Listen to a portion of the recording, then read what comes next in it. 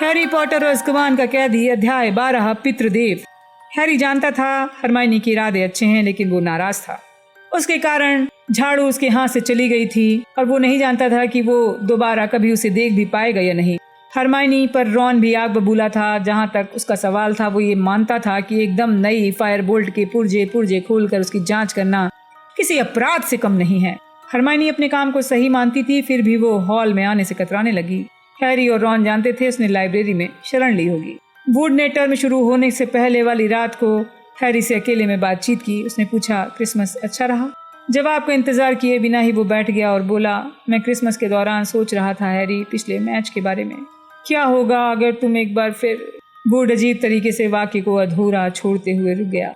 मैं उसका हल निकालने की कोशिश कर रहा हूँ। प्रोफेसर ल्यूपिन ने कहा है वो मुझे सिखा देंगे कि दम पिशाचों को कैसे दूर भगाते हैं। वो इसी सप्ताह में सिखाना शुरू करेंगे। उन्होंने कहा है कि वो क्रिसमस के बाद ये काम करेंगे। अच्छा, अगर ऐसा है तो बहुत अच्छा। मैं नहीं चाहता कि तुम्हारी जगह किसी और को खोजी बनाऊं। हैरी, क्या तुमने नई झाड़ू का ऑर्डर किया है? नहीं, हैरी बोला। जल्दी से ये काम कर डालो। देखो, चील घाट से होने वाले मैच में तुम उस शूटिंग स्टार पर नहीं उड़ सकते। उसे तोहफे में फायर बोल्ट मिली थी, रॉन बोला। Fire Boltt? तुम मजाक कर रहे हो? असली फायर बोल्ट? इतना खुश होने की जरूरत नहीं है ओलिवर, हैरी ने उदासी से कहा। फायर बोल्ट मेरे पास नहीं है, उसे जब्त कर लिया गया है। और फिर उसने सारी बात बताई। जादू टोना? उस पर जादू टोना कैसे हो सकता है? सीरियस ब्लैक, लोग मानते हैं कि वो मेरे पीछे पड़ा है। मैगोनिगल को लगता है कि उसने मुझे ये झाड़ू भेजी है। वुड ने इस तरफ ध्यान ही नहीं दिया कि एक कुख्यात खूनी उसकी खोजी के पीछे पड़ा है और बोला, फायर बोल्ट ब्लैक कैसे खरीद सकता है? वो छुपा हुआ है, पूरा देश उसकी तलाश कर रहा है। वो क्वालिटी क्विडिच सप्लाईज में जाकर झाड़ू कैसे खरीद सकता है? मैं जानता हूँ, लेकिन मैगोनिगल फिर भी उसके पुर्जे खोलना चाहती हैं, हैरी बोला। वुड का चेहरा पीला पड़ गया। मैं उनसे इस बारे में बात करूंगा हैरी, मैं उन्हें सही स्थिति बताऊंगा। हैरी गुप्त कलाओं से रक्षा की क्लास में जाने के लिए बेताब था। वो जल्दी से जल्दी दम पिशाच विरोधी प्रशिक्षण लेना चाहता था। जब हैरी ने क्लास के अंत में प्रोफेसर ल्यूपिन को उनका वादा याद दिलाया तो बोले, अरे हाँ, मुझे सोचने दो। गुरुवार की शाम को 8 बजे। जादू का इतिहास का क्लासरूम इतना बड़ा है कि हम वहाँ प्रैक्टिस कर सकते हैं। मुझे इस बारे में सोच विचार करना होगा, ये काम कैसे करेंगे। प्रैक्टिस करने के लिए हम महल में असली दम पिशाच तो नहीं ला सकते। जब वे गलियारे से होते हुए डिनर करने जा रहे थे तो रॉन बोला, वो बहुत बीमार दिख रहे हैं। तुम्हें क्या लगता है उन्हें क्या हुआ है? उन्हें पीछे से एक अजीब हंसी सुनाई दी। वहाँ पर हरमाइनी थी। रॉन ने चिढ़कर पूछा, तुम हम पर क्यों हंस रही हो? हरमाइनी ने अपने बैग को फिर से अपने कंधे पर टांगते हुए ऊंची आवाज में कहा, नहीं, तुम हंस रही थी। मैंने कहा था कि ल्यूपिन के साथ क्या गड़बड़ है, ये सुनकर तुम हंसने लगी थी। क्या साफ नजर नहीं आता? हरमाइनी ने अपनी समझदारी झाड़ते हुए कहा। रॉन झुंझलाकर बोला, अगर तुम नहीं बताना चाहती हो तो मत बताओ। अच्छी बात है, हरमाइनी ने घमंड से कहा और चली गई। वो कुछ नहीं जानती है, वो सिर्फ ये कोशिश कर रही है कि हम उससे दोबारा बात करने लगे। गुरुवार की शाम को 8 बजे हैरी गरुड़द्वार हॉल से निकलकर जादू का इतिहास क्लासरूम तक गया। क्लासरूम खाली था। वहाँ पर अंधेरा था। हैरी ने अपनी छड़ी से बत्तियां जला दी। 5 मिनट के इंतजार के बाद प्रोफेसर ल्यूपिन आ गए। वो बड़ा सा संदूक उठाकर लाए थे जिसे उन्होंने प्रोफेसर बिन की डेस्क पर रखा। ये क्या है? हैरी ने पूछा। एक और बहरूपिया है। मैं मंगलवार से पूरे महल में किसी बहरूपिये को ढूंढ रहा था। खुशकिस्मती से बहरूपिया मुझे मिस्टर फिल्च की फाइलों वाली अलमारी के भीतर मिल गया है। दम पिशाच का सबसे अच्छा विकल्प है। तुम्हें देखते ही बहरूपिया दम पिशाच में बदल जाएगा। तुम उस पर प्रैक्टिस कर सकते हो। प्रैक्टिस के बाद मैं अपने ऑफिस में उसे बंद रखूंगा। मेरी डेस्क में एक ड्रॉर है जो उसे पसंद आए। ठीक है, हैरी ने कहा। वो ऐसा दिखाने की कोशिश कर रहा था जैसे डरने की बजाय खुश हो रहा है कि ल्यूपिन ने असली दम पिशाच का इतना अच्छा विकल्प खोजा है। तो प्रोफेसर ल्यूपिन ने अपनी छड़ी बाहर निकाली और हैरी को भी ऐसा ही करने का इशारा दिया। हैरी, सामान्य जादूगरी के स्तर से ये बहुत ऊंचा है। इसे पितृदेव सम्मोहन कहा जाता है। ये किस तरह काम करता है? ल्यूपिन ने कहा, देखो, जब ये ठीक तरह से काम करता है तो इससे एक पितृदेव उत्पन्न होता है जो दम पिशाच विरोधी होता है। पितृदेव तुम्हारी रक्षा करता है और तुम्हारे और दम पिशाच के बीच एक कवच का काम करता है। हैरी के मन में एक तस्वीर आई। वो हैग्रिड के आकार के किसी व्यक्ति के पीछे दुबका हुआ है जिसके हाथ में एक बहुत बड़ा मुद्गर है। प्रोफेसर ल्यूपिन ने आगे कहा, पितृदेव एक तरह की सकारात्मक शक्ति है। ये उन्हीं चीजों का प्रतिरूप है जिन्हें दम पिशाच अपना भोजन बनाते हैं, आशा, खुशी और जीवित रहने की इच्छा। लेकिन चूंकि पितृदेव आम इंसानों की तरह निराश नहीं हो सकता, इसलिए दम पिशाच उस पर अपना असर नहीं डाल पाते। लेकिन हो सकता है हैरी, कि सम्मोहन तुमसे ना बन पाए, क्योंकि ये बहुत ऊंचे स्तर का जादू है और कई योग्य जादूगरों को भी इसमें मुश्किल आती है। हैरी ने उत्सुकता से पूछा, पितृदेव कैसा दिखता है? हर जादूगर का पितृदेव अलग होता है। और इसे कैसे उत्पन्न करते हैं? एक मंत्र से। लेकिन ऐसा तभी होगा जब मंत्र पढ़ते समय तुम अपना ध्यान किसी सुखद याद पर केंद्रित करो। हैरी सुखद याद की तलाश करने लगा। उसने उस पल को चुना जब उसने पहली बार झाड़ू की सवारी की। ठीक है, उसने कहा, ये याद करने की कोशिश की उस समय उसे कितना अद्भुत एहसास हुआ था। मंत्र ये है। ल्यूपिन ने अपना गला साफ किया। पितृदेव संरक्षणम। हैरी ने दोहराया, पितृदेव संरक्षणम, पितृदेव संरक्षणम। हाँ, सुखद याद पर अपना ध्यान केंद्रित करो। हैरी ने अपने विचारों में झाड़ू की पहली सवारी केंद्रित की। पितृदेव संरक्षतम, नहीं संरक्षणम, माफ कीजिए, पितृदेव संरक्षणम, पितृदेव संरक्षणम। अचानक उसकी छड़ी के किनारे एक चीज निकली जो सफेद धुएं की लकीर जैसी थी। क्या आपने उसे देखा? हैरी ने रोमांचित होकर पूछा। कुछ हुआ था? बहुत बढ़िया, ल्यूपिन ने मुस्कुराते हुए कहा। तो फिर ठीक है, दंपिशाच पर इसका अभ्यास करने के लिए तैयार हो जाओ। हैरी ने अपनी छड़ी को बहुत कसकर पकड़ा और खाली क्लासरूम के बीच खिसकते हुए कहा, ठीक है। लेकिन उसके दिमाग में रह रहकर कोई और ही विचार आ रहा था। किसी भी पल अपनी माँ की आवाज़ उसे सुनाई दे सकती थी, लेकिन उसे ये नहीं सोचना था। ल्यूपिन ने संदूक का ढक्कन खोला। संदूक से एकदम पिशाच धीमे से बाहर निकला। उसने अपना नकाब से ढका हाथ हैरी की तरफ घुमाया। क्लासरूम के चारों तरफ बत्तियां झपकी, बुझ गईं। दम पिशाच ने संदूक के बाहर कदम रखा। हैरी की तरफ खामोशी से बढ़ने लगा। फिर उसने गहरी खरखराती तेज सांस खींची। हैरी को तेज ठंड की लहर का एहसास हुआ। पितृदेव संरक्षणम, पितृदेव संरक्षणम, हैरी चीखा। लेकिन क्लासरूम और दम पिशाच अब धुंधले हो रहे थे। हैरी एक बार फिर सफेद कोहरे की खाई में नीचे गिर गया। उसे तेज आवाज सुनाई दे रही थी, हैरी को नहीं, हैरी को नहीं, रहम करो, मैं कुछ भी करूंगी, दूर हट जाओ मूर्ख औरत, दूर हट जाओ इसी समय, हैरी। हैरी झटके से एक बार फिर असली दुनिया में आ गया। क्लासरूम की बत्तियां जल गई थी। ये पूछने की जरूरत नहीं थी कि क्या हुआ। माफ कीजिए, वो बुदबुदाते हुए बैठ गया। ल्यूपिन ने पूछा, तुम ठीक तो हो? हाँ, ये लो। ल्यूपिन ने उसे चॉकलेट में ढक पकड़ा दिया। अगली कोशिश करने से पहले इसे खाओ। मुझे उम्मीद नहीं थी कि तुम ये काम पहली बार में कर लोगे। सच तो यह है कि अगर तुम इसे पहली बार में कर लेते तो मुझे हैरानी होती। अब तो हालत और बिगड़ती जा रही है, हैरी मेढक का सिर खाते हुए बोला। मैंने अपनी माँ की आवाज को इस बार और भी तेज सुना है और उसकी वोल्डेमार्ट की। ल्यूपिन का चेहरा और पीला दिखने लगा। हैरी, अगर तुम नहीं करना चाहते हो तो रहने दो, मैं समझता हूँ। मैं ये करना चाहता हूँ, मुझे ये करना ही है। अगर दम पिशाच चील घात वाले मैच में आ गए तो क्या होगा? मैं दोबारा गिरना बर्दाश्त नहीं कर सकता। तो फिर ठीक है, तुम किसी याद को चुनना जो सचमुच सुखद हो, पिछली याद से ज्यादा शक्तिशाली। हैरी ने दिमाग पर जोर डाला। वो इस नतीजे पर पहुंचा, जब गरुण द्वार ने पिछले साल हाउस चैंपियनशिप जीती थी, निश्चित रूप से वो बहुत सुखद थी। उसने अपनी छड़ी दोबारा कसकर पकड़ी। क्लासरूम के बीच पहुंच गया। तैयार हो? तैयार हूँ, हैरी बोला। चलो, ल्यूपिन ने ढक्कन खोलते हुए कहा। कमरा एक बार फिर ठंडा और अंधकारमय हो गया। पितृदेव संरक्षणम, पितृदेव संरक्षणम। सफेद कोहरा उसकी आंखों को धुंधला करने लगा। बड़ी धुंधली आकृति उसके चारों तरफ हिल रही थी। एक नई आवाज आई। एक आदमी दहशत में चिल्ला रहा था, लिली, हैरी को लेकर जाओ, वो आ गया है, जाओ, भागो, मैं उसे संभालता हूँ। किसी के द्वारा कमरे का दरवाजा भड़बड़ाने की आवाज आई। फिर तेज आवाज में एक दरवाजा खुला। ऊंचे सुर में कोई तीखी हंसी हंस रहा था। हैरी, जागो, जागो। ल्यूपिन हैरी के चेहरे को थपथपा रहे थे। हैरी को समझने में 1 मिनट लग गया कि वो क्लासरूम के धूल भरे फर्श पर लेटा है। मैंने अपने डैडी की आवाज सुनी, हैरी बुदबुदाया। ये पहली बार है जब मैंने उनकी आवाज सुनी है। उन्होंने वोल्डेमार्ट से मुकाबला करने की कोशिश की थी ताकि मम्मी को भागने का समय मिले। हैरी को अचानक एहसास हुआ उसके चेहरे पर पसीने के साथ आंसू आ गए हैं। उसने अपना चेहरा झुकाकर दुशाले से पूछा, जूते के लेस बांधने का नाटक किया ताकि ल्यूपिन आंसू न देख पाए। तुमने जेम्स की आवाज सुनी? ल्यूपिन ने एक अजीब सी आवाज में पूछा। हाँ, सूखे चेहरे के साथ हैरी ने ऊपर देखा। आप उन्हें जानते हैं?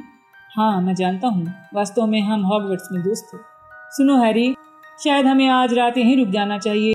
ये सम्मोहन बहुत ऊंचे स्तर का है। मुझे तुम्हें इतनी मुश्किल में डालने वाली सलाह देनी नहीं चाहिए थी। नहीं, हैरी दोबारा उठकर खड़ा हो गया। मैं एक बार और कोशिश करूंगा। मैं ज्यादा सुखद बातों के बारे में नहीं सोच पा रहा हूँ। उसने अपने दिमाग पर जोर डाला। उसे सचमुच सुखद याद आई जिस पर उसने सुना था कि वो जादूगर है और डर्सली परिवार से निकलकर हॉगवर्ट्स जाने वाला है। जब उसने सुना था कि वो प्रिवेट ड्राइव छोड़कर जाने वाला है तो उसे कैसा लगा था। उसने याद करने की कोशिश की। तैयार? ल्यूपिन ने कहा, जिनके चेहरे पर ऐसा भाव था जैसे वो ये काम मजबूरी में कर रहे हैं। सुखद याद पर ध्यान केंद्रित कर लो, अब शुरू करते हैं। उन्होंने तीसरी बार संदूक का ढक्कन खोला। उसमें से दम पिशाच बाहर निकला। कमरा ठंडा और अंधकारमय हो गया। पितृदेव संरक्षणम, पितृदेव संरक्षणम, हैरी गरजा।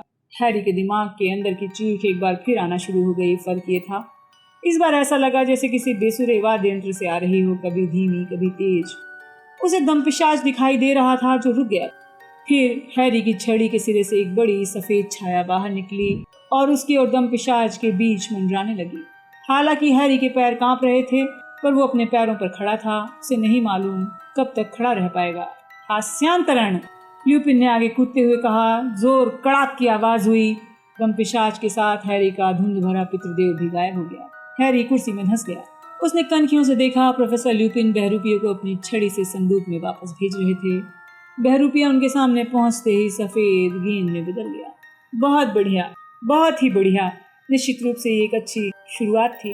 क्या हम एक कोशिश और नहीं कर सकते? बस एक और। अभी नहीं, एक रात के लिए इतनी कोशिशें बहुत। उन्होंने हैरी को हनी ड्यूक्स की बड़ी चॉकलेट पकड़ा दी। पूरी चॉकलेट खा लो वरना पॉम्फ्री मेरी जान के पीछे पड़ जाएंगी। अगले सप्ताह इसी समय। ठीक है। उसने चॉकलेट खाते खाते देखा कि ल्यूपिन उन बत्तियों को बुझा रहे हैं जो दमपिशाच के गायब होने के बाद जल गई थी। प्रोफेसर ल्यूपिन, अगर आप मेरे डैडी को जानते थे तो आप सीरियस ब्लैक को भी जानते होंगे। उन्होंने तेजी से पूछा, तुम्हारे मन में ये विचार कैसे आया? कुछ नहीं, मेरा मतलब है कि मैं बस जानता हूँ कि वो हॉगवर्ट्स में दोस्त। ल्यूपिन के चेहरे पर राहत के भाव आ गए। हाँ, मैं जानता था, या मुझे लगता था कि मैं उसे जानता था। हैरी, अब जल्दी चलते हैं, देर हो गई है। हैरी क्लासरूम से बाहर निकला। गलियारे में चलते हुए एक मोड़ पर मुड़ा। वो सोच रहा था कि ब्लैक का जिक्र नहीं करना चाहिए था क्योंकि स्पष्ट था कि ल्यूपिन उसके बारे में बातें नहीं करना चाहते थे।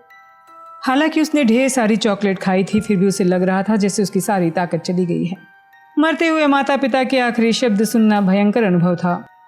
उसे लगा कि उसके मन में शायद उनकी आवाज़ सुनने की इच्छा थी, लेकिन अगर उसके मन में ये इच्छा रही तो वो कभी भी सही पितृदेव उत्पन्न नहीं कर पाएगा। वो मर चुके हैं, उसने खुद को सख्ती से याद दिलाया। और उनके आखिरी शब्द सुनने से वो वापस तो नहीं लौटेंगे। अगर तुम क्विडिच मैच जीतना चाहते हो तो बेहतर होगा खुद को संभाल लो। वो खड़ा हो गया, मुंह में चॉकलेट का आखिरी टुकड़ा डाला और गरुण द्वार के हॉल की तरफ चल दिया। टर्म शुरू होने के एक सप्ताह बाद चीलघात और नाग शक्ति का मैच हुआ। नाग शक्ति की टीम जीत तो गई लेकिन बहुत कम अंकों से। वुड के अनुसार गरुण द्वार के लिए ये अच्छी खबर थी क्योंकि चीलघात को हराने के बाद गरुण द्वार दूसरे स्थान पर पहुंच जाएगा। इसलिए वो अपनी टीम से सप्ताह में 5 दिन प्रैक्टिस करवा रहा था। इसका मतलब था ल्यूपिन की दम पिशाच विरोधी कक्षाओं को मिलाकर हैरी के पास सप्ताह में सिर्फ एक रात बचती थी जब वो अपना होमवर्क कर सकता था। इसके बाद भी उसका तनाव हरमाइनी जितना नहीं था। ऐसा लगता था कि वो बहुत ज्यादा पढ़ाई के बोझ में थी। हर रात को बिना नागा किए वो हॉल के कोने में दिखती। उसकी पुस्तकें कई टेबलों पर रहती। अंकों के जादुई महत्व के चार्ट, पुरानी लिपियों की डिक्शनरियाँ, भारी सामान उठाते मगलुओं के चित्र और नोट्स की बहुत सी फाइलें। हरमाइनी इतनी सारी क्लासों में कैसे जा रही है? रॉन ने कहा। आज सुबह मैंने उसे अंकों के जादुई महत्व वाली प्रोफेसर वेक्टर से बातें करते सुना। दोनों कल की क्लास के बारे में बात कर रही थी, लेकिन हरमाइनी वहाँ कैसे हो सकती थी क्योंकि उस समय वो हमारे साथ जादुई प्राणियों की देखभाल की क्लास में थी। ये दोनों क्लासें एक ही समय पर लगती थी और अर्नी मैकमिलन ने मुझे बताया कि हरमाइनी ने मगलुओं का अध्ययन की भी एक भी क्लास नहीं छोड़ी है, जबकि उस विषय की आधी क्लासें ज्योतिष के समय लगती थी। हैरी के पास इतना समय नहीं था कि वो हरमाइनी के असंभव टाइम टेबल के रहस्य को सुलझाने की कोशिश करता। उसे स्नैप का निबंध पूरा करना था पर वुड आ गया। बुरी खबर है हैरी, प्रोफेसर मैगोनिगल से फायर बोल्ट के बारे में बात करने गया था। उन्होंने मुझे झिड़क दिया। उन्होंने कहा मेरी प्राथमिकताएं गलत हैं। वो कह रही थी मुझे कब जीतने की ज्यादा परवाह है, तुम्हारी जिंदगी की नहीं है। सच्ची, वो जिस तरह मुझ पर चिल्ला रही थी किसी को भी लगता जैसे मैंने बहुत भयानक बात कह दी है। फिर मैंने पूछा कि वो कब तक फायर बोल्ट को अपने पास रखेंगी। उसने मुंह बनाकर प्रोफेसर मैगोनिगल की गंभीर आवाज की नकल की। जब तक जरूरी होगा वुड। मुझे लगता है तुम्हें नई झाड़ू ऑर्डर करनी चाहिए। तुम निम्बस 2001 खरीद सकते हो जैसी मेलफॉय के पास है। हैरी ने वुड से कहा, मैं ऐसी कोई चीज़ नहीं खरीदूंगा जो मेलफॉय को अच्छी लगती है। जनवरी फरवरी में बदल गई थी, लेकिन भयंकर ठंडे मौसम में कोई बदलाव नहीं आया। चीलघात और गरुड़ द्वार का मैच करीब आ रहा था, लेकिन हैरी ने नई झाड़ू का ऑर्डर नहीं किया था। रूप परिवर्तन की हर कक्षा के बाद प्रोफेसर मैगोनिकल से फायर बोल्ट के बारे में पूछता। रॉन उसके पीछे आशा से खड़ा रहता। हरमाइनी अपना चेहरा घुमा देती। जब 12वीं बार हुआ तो प्रोफेसर मैगोनिकल ने उसके मुंह खोलने से पहले कहा, नहीं पॉटर, तुम्हें झाड़ू अभी वापस नहीं मिल सकती। हमने अधिकांश शापों की जांच कर ली है, पर प्रोफेसर फ्लिटविक कहते हैं इस पर प्रक्षेपण टोना हो सकता है। जांच पूरी होने के बाद मैं तुम्हें बता दूंगी। मेहरबानी करके तंग मत करो। हैरी का दम पिशाच विरोधी प्रशिक्षण उतना अच्छा नहीं चल रहा था जितनी उसे उम्मीद थी। प्रैक्टिस के बाद भी बहरूपीय दम पिशाच के पास आने पर वो धुंधली सफेद छाया उत्पन्न कर पाता था। पितृदेव इतना कमजोर था कि दम पिशाच को नहीं भगा पाता। वो कभी अर्ध पारदर्शी बादल की तरह सिर्फ बीच में मंडराता। उसे वहां रखने में भी हैरी की शक्ति कम होती जाती थी। हैरी को खुद पर गुस्सा आ रहा था। वो महसूस कर रहा था उसके मन में अपने माता पिता की आवाज को दोबारा सुनने की इच्छा थी। तुम खुद से कुछ ज्यादा उम्मीद कर रहे हो, प्रोफेसर ल्यूपिन ने चौथी प्रैक्टिस में सख्ती से कहा। 13 साल के जादूगर के लिए धुंधला पितृदेव उत्पन्न करना बहुत बड़ी सफलता है। तुम अब बेहोश नहीं हो रहे हो। मुझे लगता था कि पितृदेव दम पिशाचों को दूर भगा देगा, हैरी ने कहा। इससे वो गायब हो जाएंगे। ऐसा सिर्फ शक्तिशाली पितृदेव करता है, लेकिन तुमने इतने कम समय में बहुत कुछ सीख लिया है। अगर दम पिशाच तुम्हारे अगले क्विडिच मैच में आते भी हैं तो तुम उन्हें दूर रखकर जमीन पर उतर सकते हो। आपने कहा था अगर दम पिशाच ज्यादा होंगे तो इस काम में मुश्किल आएगी, हैरी बोला। मुझे तुम पर भरोसा है, ल्यूपिन ने मुस्कुराते हुए कहा। अब तुम्हें पुरस्कार मिलना चाहिए। 3 ब्रूमस्टिक्स से एक ऐसी चीज लाया हूँ जो शायद तुमने पहले कभी नहीं चखी होगी। उन्होंने ब्रीफकेस से 2 बोतलें निकाली। बटर बियर, हैरी ने बिना सोचे समझे बोला। हाँ, ये मुझे बहुत पसंद है। ल्यूपिन ने अपनी भौं तान ली। हैरी ने तत्काल झूठ बोला। वो क्या था? हॉग्समीड से रॉन और हरमाइनी मेरे लिए लाए थे। अच्छा, ल्यूपिन ने कहा, हालांकि वो अब भी उसे शक भरी निगाह से देख रहे थे। दम पिशाच के नकाब के पीछे क्या होता है? प्रोफेसर ल्यूपिन ने सोचते हुए अपनी बोतल नीचे की। देखो, जो लोग सचमुच ये बात जानते हैं वो इस स्थिति में नहीं रहते कि हमें बता सकें, क्योंकि दम पिशाच अपना नकाब सिर्फ तब हटाता है जब वो अपने आखिरी और सबसे बुरे हथियार का इस्तेमाल करता है। इसे दम पिशाच का चुंबन कहते हैं, ल्यूपिन ने थोड़ा मुस्कुराते हुए कहा। दम पिशाच जिसे पूरी तरह नष्ट करना चाहता है उसे चूम लेता है। मुझे लगता है नकाब के अंदर किसी तरह का मुंह होता होगा, क्योंकि वो अपने जबड़े को शिकार के मुंह पर कसकर जमा लेते हैं और उसकी आत्मा चूस लेते हैं। हैरी को ठसका लगा। उसके मुंह से बटर बियर का घूंट बाहर आ गया। क्या वे मार डालते हैं? अरे नहीं, उससे भी बुरा। आत्मा के बिना भी इंसान तब तक जिंदा रहता है जब तक उसका दिल और दिमाग काम करता रहे, लेकिन तब खुद के बारे में एहसास नहीं होता, कोई याद नहीं होती, कुछ नहीं होता। इस स्थिति को ठीक करने का कोई उपाय नहीं है। इंसान बस जिंदा रहता है, खाली सीपी की तरह। उसकी आत्मा चली जाती है। आज सुबह ही दैनिक जादूगर में एक खबर छपी है। मंत्रालय ने दम पिशाचों को अनुमति दी है। अगर उन्होंने ब्लैक को पकड़ लिया तो उसका चुंबन ले सकते हैं। हैरी एक पल के लिए स्तब्ध रह गया। फिर उसने ब्लैक के बारे में सोचा। वो इसी काबिल है, उसने अचानक कहा। क्या तुम्हें लगता है उसे इतनी बड़ी सजा मिलनी चाहिए? ल्यूपिन ने हल्के अंदाज में कहा। हाँ, कुछ चीजों के लिए, हैरी ने आक्रोश भरे स्वर में कहा। उसने अपनी बटर बियर खत्म की, ल्यूपिन को धन्यवाद दिया। जादू का इतिहास क्लासरूम से बाहर आ गया। हैरी अधूरे मन से सोच रहा था, काश उसने ये नहीं पूछा होता दम पिशाच के नकाब के पीछे क्या है। इस सवाल का जवाब बहुत भयानक था। आत्मा निकलते समय कैसा लगता होगा। इस दुखद विचार में वो इतना खोया था कि सीधे प्रोफेसर मैगोनिगल से टकरा गया जो सीढ़ियां उतर रही थीं। देख कर चला करो पॉटर। सॉरी प्रोफेसर, मैं अभी गरुड़ द्वार के हॉल में तुम्हें ढूंढने गई थी। ये देखो, ये रही तुम्हारी झाड़ू। इसमें कोई गड़बड़ी नहीं है। शायद कोई तुम्हारा बहुत अच्छा दोस्त है पॉटर। हैरी का मुंह खुला रह गया। उसे फायर बोल्ट वापस मिल गई थी। ये पहले जितनी ही शानदार थी। क्या मैं इसे ले सकता हूँ? सचमुच? हैरी ने धीमे से कहा। सचमुच। मुझे लगता है शनिवार के पहले मैच से पहले तुम्हें इसकी सवारी की आदत डालनी होगी, है ना? जीतने की कोशिश करना पॉटर, वरना लगातार 8वें साल में भी कप हम नहीं जीत पाएंगे, जैसा प्रोफेसर स्नैप ने मुझे पिछली रात को याद दिलाया था। अवाक होकर हैरी फायर बोट लेकर सीढ़ियां चढ़कर गरुड़ द्वार टावर में जाने लगा। जब वो एक मोड़ पर मुड़ा तो उसने रॉन को तेजी से अपनी तरफ आते देखा। वो जमकर मुस्कुरा रहा था। उन्होंने तुम्हें ये वापस कर दी, बहुत बढ़िया। सुनो, क्या मैं इस पे सवारी कर सकता हूँ कल? हाँ बिल्कुल, हैरी ने कहा। सुनो, हमें हरमाइनी से सुलह कर लेनी चाहिए, वो सिर्फ मदद करना चाहती थी। हाँ ठीक है, रॉन बोला, वो हॉल में पढ़ रही है। वे गरुड़ द्वार के हॉल की तरफ जाने वाले गलियारे में मुड़े। वहां नेविल लॉन्ग बॉटम दिखा, जो सर कैडोगन से विनती कर रहा था। कैडोगन उसे अंदर नहीं जाने दे रहा था।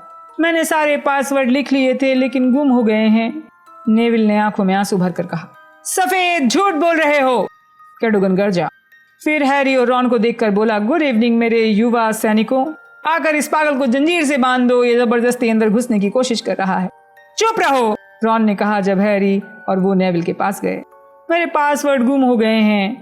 मैंने इस हफ्ते के सारे पासवर्ड पूछ लिए थे क्योंकि वो उन्हें बदलता रहता है। मैंने न जाने वहां कहाँ रख दिया है, नेविल ने दुखी अंदाज में कहा। कूल जलूल पशोपेश, हैरी ने सर कैडोगन से कहा, जो बहुत निराश दिख रहा था। उसने मन मार कर हॉल का दरवाजा खोल दिया। अगले ही पल हैरी के चारों तरफ भीड़ लग गई। सब लोग उसकी फायर बोल्ट देखकर चिल्ला रहे थे, तुम्हें ये कहाँ मिली हैरी? क्या तुम हमें इस पर एक बार बैठने दोगे? क्या तुमने इसकी सवारी की है हैरी? चील घाट के जीतने की तो कोई संभावना नहीं है, उनके पास तो क्लीन स्वीप 7 हैं। क्या मैं इसे पकड़ सकता हूँ हैरी? 10 मिनट तक फायर बोल्ट चारों हाथों में घूमती रही। जब भीड़ छट गई तो हैरी को हरमाइनी दिखने लगी। हरमाइनी एकमात्र ऐसी विद्यार्थी थी जो भागकर पास नहीं आई थी। मुझे ये वापस मिल गई है, हैरी ने मुस्कुराते हुए कहा। रॉन बोला, देखो हरमाइनी, इसमें कोई गड़बड़ नहीं थी। हो तो सकती थी, मेरा मतलब है अब तसल्ली है कि सुरक्षित है, हरमाइनी ने कहा। हाँ मुझे लगता है बेहतर होगा कि मैं उसे ऊपर रखाऊं, हैरी ने कहा। मैं ले जाता हूँ, मुझे स्कैबर्स को उसका रेड टॉनिक भी देना है, रॉन ने उत्साह से कहा। उसने फायर बोल्ट ली और इस तरह संभाल कर पकड़ा जैसे कांच की हो, और फिर उसे उठाकर लड़कों के कमरे तक जाने वाली सीढ़ियों पर चढ़ गया। क्या मैं बैठ सकता हूँ? हैरी ने हरमाइनी से पूछा। हरमाइनी ने एक कुर्सी के चर्म पत्रों का बड़ा ढेर हटाते हुए कहा, हाँ क्यों नहीं। तुम इतनी पढ़ाई कैसे कर लेती हो? हैरी ने उससे पूछा। जाहिर है कड़ी मेहनत करके। पास से हैरी ने देखा, वो ल्यूपिन जितनी थकी लग रही थी। तुम अपने 1-2 विषय छोड़ क्यों नहीं देती? हैरी ने पूछा उस समय जब हरमाइनी अपनी पुस्तकें उठाकर पुरातन लिपियों की डिक्शनरी खोज रही थी। हरमाइनी ने हैरान होकर कहा, मैं ऐसा नहीं कर सकती। ठीक उसी समय लड़कों के कमरे से एक दबी हुई चीख सुनाई दी। पूरा हाल खामोश होकर प्रवेश द्वार की तरफ देखने लगा। फिर तेजी से चलते कदमों की आवाज आई जो लगातार पास आ रही थी, और रॉन दिखाई दिया। वो एक चादर घसीट कर ला रहा था। देखो, वो चीखा और हरमाइनी के टेबल के पास आया। देखो, उसने चादर को हरमाइनी के चेहरे के बिल्कुल पास कर दिया। स्कैबर्स, देखो स्कैबर्स। हरमाइनी रॉन से दूर हट रही थी, बुरी तरह बौखला गई थी। हैरी ने उस चादर को देखा जिसे रॉन पकड़े हुए था, उस पर लाल धब्बा था। खून है, स्कैबर्स मर गया है, और तुम जानती हो फर्श पर क्या था? रॉन स्तब्ध खामोशी के बीच चीखा। नहीं, हरमाइनी ने कांपती आवाज में कहा। रॉन ने हरमाइनी की पुरातन लिपियों के अनुवाद पर कोई चीज फेंकी, जिसे देखने के लिए हरमाइनी और हैरी आगे झुके। बिल्ली के कुछ लंबे बाल पड़े थे।